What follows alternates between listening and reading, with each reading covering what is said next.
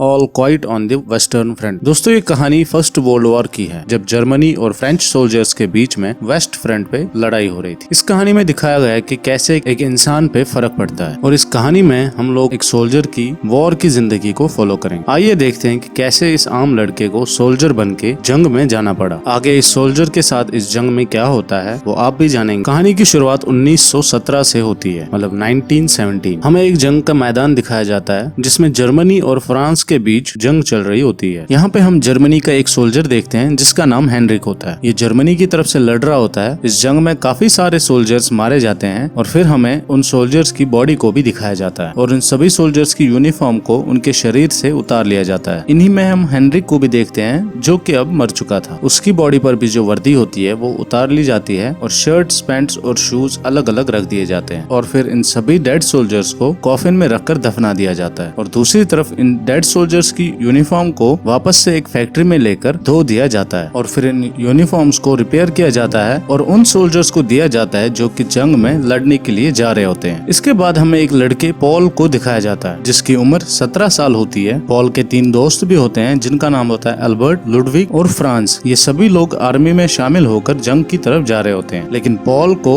उसके डैड ने जंग में जाने की परमिशन नहीं दी होती है। मगर अब पॉल यहाँ पर अकेला नहीं रहना चाहता क्योंकि उसके सभी दोस्त जंग में जा रहे हैं। पॉल और उसके दोस्तों को कोई आइडिया नहीं होता है कि जंग में उनके साथ क्या होने वाला है। बस पॉल इस जिद पे अड़ा होता है कि उसे भी जंग में जाना है। इसलिए पॉल अपने कागज पे अपने डैड का नकली साइन करके जंग में जाने के लिए तैयार होता है। इसके बाद एक आर्मी ऑफिसर इनके स्कूल में आता है जो कि नए सोल्जर्स को देशभक्ति से भरी हुई एक स्पीच भी देता है, जिसे सुनकर सभी सोल्जर्स में जंग में जाने की एक्साइटमेंट बढ़ जाती है। ये सभी लोग 17-18 साल के बच्चे होते हैं। इनको नहीं पता होता है कि जंग क्या है, लेकिन आगे इनको पता चलता है कि हम कहाँ पे आए हैं। इसके बाद सभी लोगों को उनकी यूनिफॉर्म दी जाती है और पॉल को भी उसकी यूनिफॉर्म मिलती है, लेकिन पॉल देखता है कि इस पर तो हेनरिक नाम का टैग है। पॉल ऑफिसर के पास वापस जाता है और कहता है कि ये यूनिफॉर्म उसकी नहीं है बल्कि किसी हेनरी नाम के शख्स की है। वो ऑफिसर इस वर्दी से वो टैग हटा लेता है और कहता है कि ये वर्दी तुम्हारी ही है। यहाँ किसी भी सोल्जर को ये पता नहीं होता है कि उन्हें जंग में मारे हुए सोल्जर्स की यूनिफॉर्म दी जाती है। पॉल और उसके दोस्त इस बात से अनजान होते हैं। इसके बाद सभी सोल्जर्स को हथियार दिए जाते हैं। इसके बाद ये एक सॉन्ग गाते हुए जंग की तरफ बढ़ते हैं। इसके बाद लेफ्टिनेंट सभी सोल्जर्स को वेस्टर्न फ्रंट की तरफ लेके जाते हैं जहाँ पर कि जर्मनी और फ्रांस सोल्जर्स के बीच में जंग हो रही होती है। फर्स्ट वर्ल्ड वॉर के दौरान जब जर्मन आर्मी ने फ्रांस के वेस्ट फ्रंट की तरफ, जहाँ पे लग्जमबर्ग और बेल्जियम इस समय मौजूद है, और इस एरिया में फ्रांस की सभी इम्पोर्टेंट इंडस्ट्रीज मौजूद थी उस टाइम पे, तो जर्मनी ने वहाँ पर अपना कब्जा कर लिया था। और ये सब हुआ था 1914 में, मतलब 1914 में शुरुआत हुई थी। और जो हम मूवी देख रहे हैं ये 1917 में दिखाई गई है, मतलब वॉर की शुरुआत होने से 3 साल बाद। वेस्टर्न फ्रंट एक ऐसी जगह थी जहाँ पर यूरोप की सबसे पावरफुल फोर्सेस जर्मनी और फ्रेंच आर्मी मिलती है, और यही वो जगह है जहाँ पर फर्स्ट वर्ल्ड वॉर की शुरुआत हुई थी। Back to the story. वहाँ पर पहुँचने से पहले ही एक डॉक्टर उनकी सभी गाड़ियों को अपने सोल्जर्स यहीं पे छोड़ने को कहती है ताकि वो घायल सोल्जर्स को जल्द से जल्द हॉस्पिटल ले जा सके। लेफ्टिनेंट सभी गाड़ियों को इनकी मदद करने के लिए वहीं पे छोड़ देते हैं और इन नए सोल्जर्स के साथ पैदल ही बैटल ग्राउंड की तरफ जाने लगते हैं। लेकिन तभी इन पर हमला होता है और इस हमले में किसी की जान नहीं जाती, लेकिन ये इनके लिए फर्स्ट शॉक होता है। इसके बाद लेफ्टिनेंट इन्हें गैस मास्क पहनने को कहता है कि इस तरह के बॉम्ब में जहरीली गैस भी हो सकती है। इस जंग में एडवांस टेक्नोलॉजी का इस्तेमाल किया गया था, जैसे कि गैस बॉम्ब्स या पॉइजन बॉम्ब्स इन्हें कह सकते हैं, जिससे कि यहाँ पे सभी सोल्जर्स मर भी सकते थे। यहाँ पर पॉल अपने दोस्त को मास्क पहनने में हेल्प कर देता है, जिस वजह से वो खुद मास्क पहनने में लेट होता है। तो लेफ्टिनेंट उसे डांटते हैं। इसके बाद ये सभी सोल्जर्स उस एरिया में पहुंच जाते हैं। यहाँ पर जर्मन सोल्जर्स ने ये ट्रेंचेस बनाए होते हैं। ये ट्रेंचेस दोनों तरफ से बनाए गए थे और ये ट्रेंचेस फोर्टिफाइड ट्रेंचेस थे, मतलब कि अच्छी तरह से बनाए गए थे। और ये नॉर्थ सी से लेकर स्विस फ्रंट तक, जो कि आगे जाके फ्रांस से भी मिलता है, वहां तक बनाए गए थे। और ये सोल्जर्स इन्हीं ट्रेंचेस में खाते पीते और सोते भी थे। यहाँ आए हुए इन सभी सोल्जर्स को जल्दी से काम मिल जाता है क्योंकि यहाँ पर बारिश हो रही होती है और बारिश का पानी उनके छुपने की जगह में भर रहा होता है, और इसीलिए सभी सोल्जर्स अपने हेलमेट से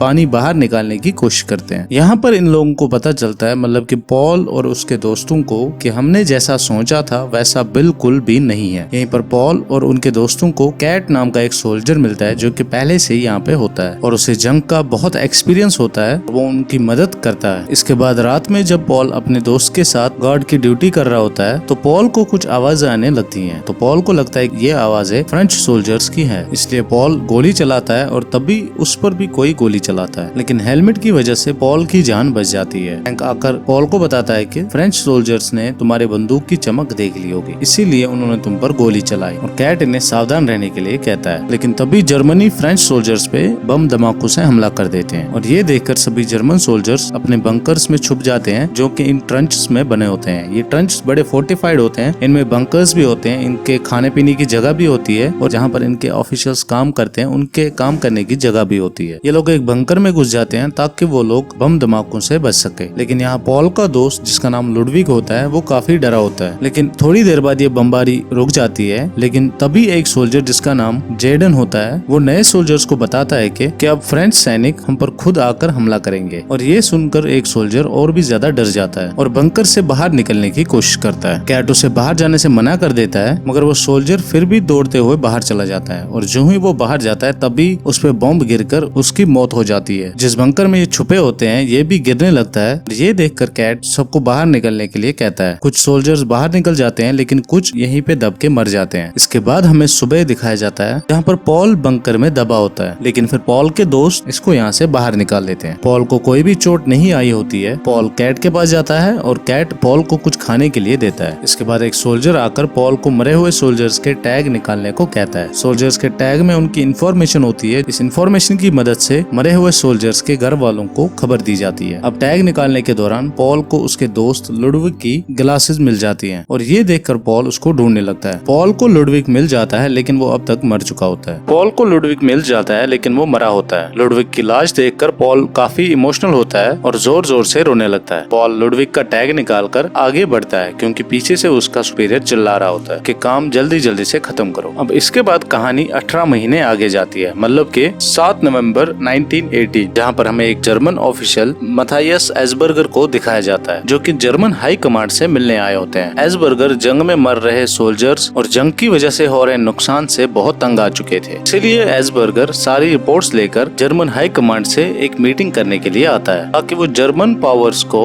अलाइड फोर्सेस के साथ बातचीत करके इस जंग को रोक सकें। वहीं दूसरी तरफ पॉल के और उसके दोस्तों को शैम्पेन नाम की एक जगह पे भेज दिया जाता है, और ये जगह वेस्टर्न फ्रंट से काफी करीब होती है। यहाँ कर सभी सोल्जर्स को काम करना पड़ता है, और यहीं आकर पॉल की कैट से एक गहरी दोस्ती भी हो जाती है। पॉल कैट के साथ मिलकर एक फ्रेंच घर के फार्म से एक बतख को चुरा कर यहाँ से भाग जाते हैं। उस घर का मालिक पॉल और कैट पे गोली चलाता है, लेकिन पॉल और कैट उससे बच जाते हैं। इसके बाद वो अपने दोस्तों के साथ मिलकर उस बतख को पका कर खा लेते हैं, और उसके दोस्तों ने काफी दिनों बाद एक अच्छा खाना खाया होता है, जिससे कि ये सभी लोग खुश होते हैं। इसी तरह यहाँ कई दिन बीत जाते हैं। फिर एक दिन जब पॉल, कैट और उसके दोस्त काम कर रहे होते हैं, तो इन्हें कई सारी लड़कियां दिखती है। फ्रांस उन लड़कियों के पास जाकर उनके साथ चला जाता है। रात में फ्रांस वापस आता है और वो एक लड़की का स्कार्फ अपने साथ लाया होता है। फिर अगले दिन सभी सोल्जर्स को उनके परिवार वालों की तरफ से एक लेटर्स भी आती है। कैट को पढ़ना नहीं आता था, इसलिए पॉल कैट की वाइफ का लेटर उसको पढ़ के सुनाता है, जिसमें कैट की वाइफ उसे बीमारी का बहाना बनाकर घर वापस आने को कहती है। ये लेटर पढ़ने के दौरान पॉल को पता चलता है कि कैट के एक बेटे की पहले ही मौत हो चुकी है, और कैट लेटर को उस बात में याद करके थोड़ा सा इमोशनल हो जाता है। कैट के लिए जंग से वापस घर के लिए जाना काफी मुश्किल था, और कैट वापस वेस्टर्न फ्रंट पे जाकर जंग लड़ना चाहता था। अगले दिन कैट और पॉल और बाकी सोल्जर्स को उन 60 सोल्जर्स को ढूंढने के लिए भेजा जाता है, जो कि फ्रेंच की बमबारी के दौरान खो गए थे। पॉल और कैट को ये सोल्जर्स मिल जाते हैं, लेकिन ये सब मर चुके थे, क्योंकि उन्होंने अपने मास्क वक्त से पहले ही उतार दिए थे, और जहरीली गैस की वजह से वो सब मारे गए। कैट ये देखकर चौंक जाता है, क्योंकि एक साथ इतने सारे जर्मन सोल्जर्स की लाशों को देखकर वो काफी हैरान में पड़ जाता है। वहीं दूसरी तरफ एसबर्गर और जर्मन डेलीगेशन बोर्ड वॉर को रोकने की बातचीत करने के लिए चले जाते हैं। ये लोग शैम्पेन के जंगलों में जा रहे होते हैं, और इस जंग की वजह से आम लोग सफर कर रहे हैं। जर्मनी का आर्थिक रूप से बहुत नुकसान भी हो रहा था, लेकिन दूसरी तरफ जनरल को जब पता चलता है कि फ्रांस उन पर दबाव बना रहा है, तो जनरल उनको जवाब देने के लिए सोल्जर्स को वापस जंग में लड़ने के लिए भेज देता है, और रात के दौरान ही सभी सोल्जर्स को वेस्टर्न फ्रंट की तरफ भेजा जाता है। ये सभी सोल्जर्स सुबह होने तक वेस्टर्न फ्रंट पे पहुंच जाते हैं, लेकिन पॉल और उसके दोस्त जंग की वजह से काफी डरे और दुखी भी होते हैं। वहीं दूसरी तरफ मथायस एसबर्गर सुप्रीम एलाइड कमांडर से बात करते हैं और वॉर को रोकने की मांग करते हैं। बदले में फ्रेंच ऑफिसर्स एसबर्गर को उनकी शर्तें मानने के लिए कहते हैं, और 72 घंटे यानी 72 आवर्स का टाइम देते हैं, और इस जंग को अभी जारी रखा जाता है। वहीं दूसरी तरफ वेस्टर्न फ्रंट में लड़ाई दोबारा से शुरू हो जाती है। जर्मन सोल्जर्स को फ्रेंच फ्रेंच सोल्जर्स पे अटैक करने के लिए भेजा जाता है, लेकिन फ्रेंच सोल्जर्स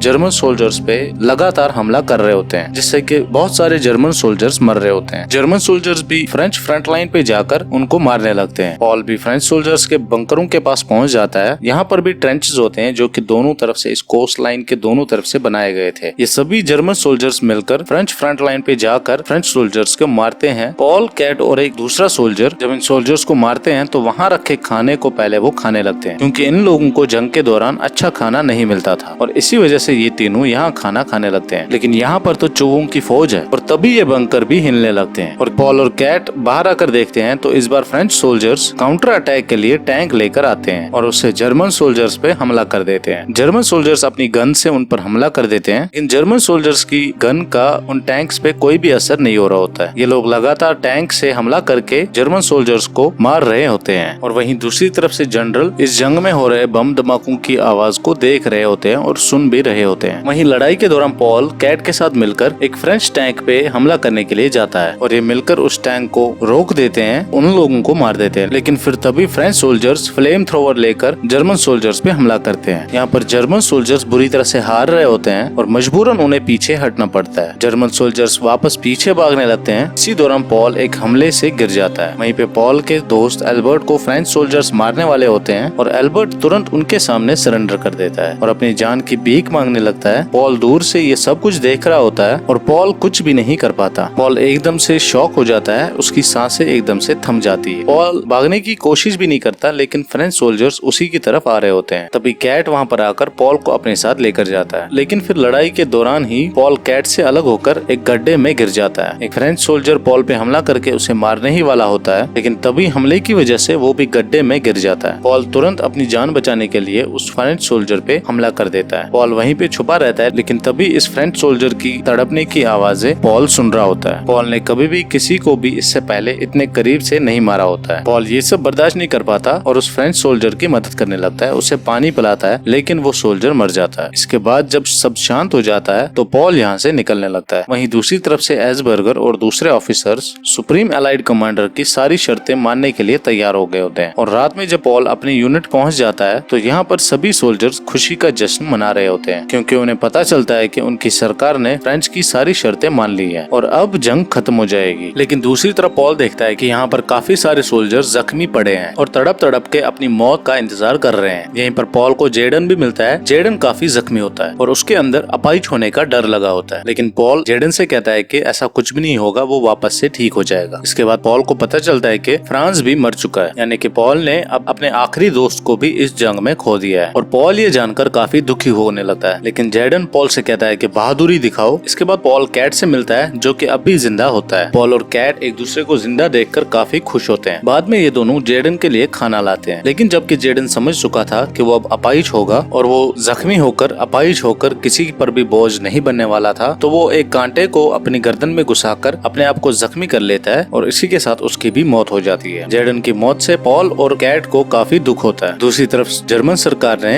अलाइड फोर्सेस की सारी शर्तें मान ली होती है और सभी ने पेपर्स पे साइन भी कर दिए होते हैं और एक डिसाइड होता है कि कल सुबह 11 बजे ये जंग खत्म हो जाएगी, मतलब कि बंद कर दी जाएगी और इससे जर्मन सोल्जर्स काफी खुश होते हैं। लेकिन वहीं पे जनरल को इस तरह से जंग का खत्म होना पसंद नहीं आ रहा था और वो काफी गुस्से में भी होता है और वो सभी सोल्जर्स को बुलाने के लिए कहता है। अगली सुबह कैट अनाउंसमेंट सुनता है कि आज 11 बजे ये जंग खत्म होने वाली है और कोई भी सोल्जर आज से फ्रंट लाइन को पार नहीं करेगा। और ये सब सुनकर कैट और पॉल उसी फार्मर के घर पे एग चुराने के लिए जाते हैं। इस बार पॉल घर के अंदर जाता है, लेकिन इस फार्म का जो मालिक होता है उसका बेटा पॉल को देख लेता है। पॉल उसे फार्म में बंद कर देता है और यहाँ से कुछ एग्स चुराकर भागने लगता है। फ्रेंच फार्मर इन पर गोली चलाता है, लेकिन ये दोनों फिर से गोली से बच जाते हैं। पॉल और कैट को बहुत भूख लगी होती है, इसलिए वो दोनों मिलकर तुरंत इस अंडे को खा लेते हैं कच्चा। इसके बाद कैट जब अकेले जंगल में टॉयलेट करने के लिए जाता है तो वहाँ पर फार्मर का बेटा गन लेकर आता है और कैट को शूट कर देता है। गोली की आवाज सुनकर पॉल कैट के पास जाता है। कैट जख्मी हो चुका होता है। पॉल कैट को उठाकर डॉक्टर के पास ले जाने लगता है। रास्ते में पॉल को कई सारे सोल्जर्स की गाड़ियां दिखती हैं और पॉल उन्हें रोकने की कोशिश करता है, लेकिन कोई भी गाड़ी नहीं रुकती। पॉल किसी भी तरह से कैट को उठाकर डॉक्टर के पास ले आता है, लेकिन डॉक्टर पॉल को बताता है कि कैट अब मर चुका है। कैट की मौत से पॉल को काफी बड़ा सदमा लग जाता है, क्योंकि पॉल ने इस जंग में अपने हर एक साथी को खो दिया था और आखिर में पॉल के साथ बस कैट ही बचा था। लेकिन अब कैट भी मर चुका है और ये जानकर पॉल को काफी दुख होता है। दूसरी तरफ से जनरल को अभी जंग की पड़ी होती है। उसे लगता है कि इस तरह से